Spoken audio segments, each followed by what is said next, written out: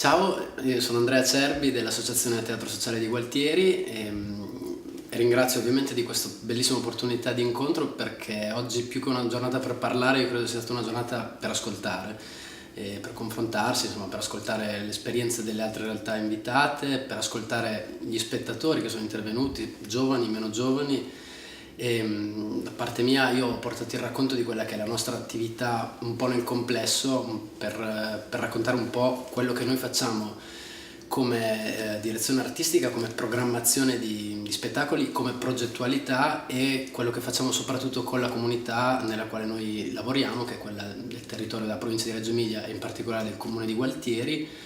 E quindi insomma sono diversi progetti che vanno verso la comunità, direi che tutti lo fanno, ma in particolare Cantiere Aperto e altri progetti di questo tipo di cui insomma ho dato un piccolo racconto durante questa giornata.